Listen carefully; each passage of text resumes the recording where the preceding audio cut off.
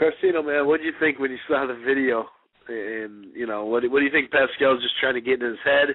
I mean, like these guys have been saying, I mean, you shouldn't be talking about blood tests if you already signed the contract. I think that's a little backwards, but it'd be interesting to see if that comes into the mix. And, you can look at Pascal's, he looks even more ripped and more of a guy on roids if you're going to look at either of them. But the fact that, he's lasted so long, that obviously maybe that's in his head because of that. But he just can't believe that this guy's actually able to keep up with him like he did in that first fight. What did you think about this, Carcino?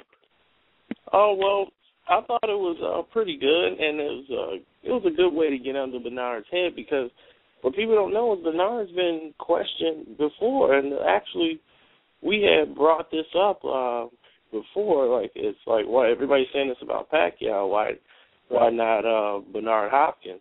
So we actually brought that up on the show. So I don't know if Pascal was listening to the show and said, let me go let me go and ask Bernard that and see what happens. But whatever it did, it worked. Yeah, it did, because he was rumored to be taking stuff back during the Trinidad fight. They thought he was, like, taking some type of drugs or something. There was something really fishy about it. But I can't find the article. I'm definitely going to continue looking. But I know it was in Puerto Rico. So I got to brush up on my Spanish and look for that article. But it worked. And what was more shocking was Bernard's reaction to it. I know. He really got un-Bernardish about it. Yeah, and he was mad. He was definitely not having it. He was caught off guard, and you could tell it wasn't staged. It wasn't something that, like, he was insubordinate. They're going to do.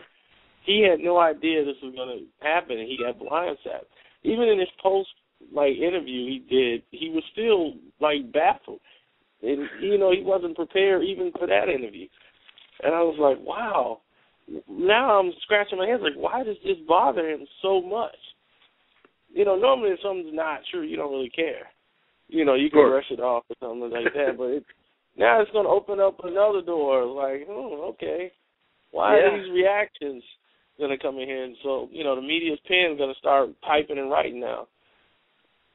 So just like Alex said that, he was one that was standing up for Floyd saying that Pacquiao should take the test. So, now maybe he'll take the test, But, once you sign a contract, yeah, that's the thing. It's like too right. late, it's already said and done.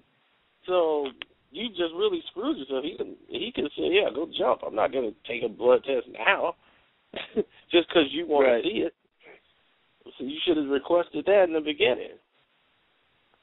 Plus, they are going to do, some form of a test anyway. So he'd just be like, "Hey, you could be taking it too." I don't know. We'll see how that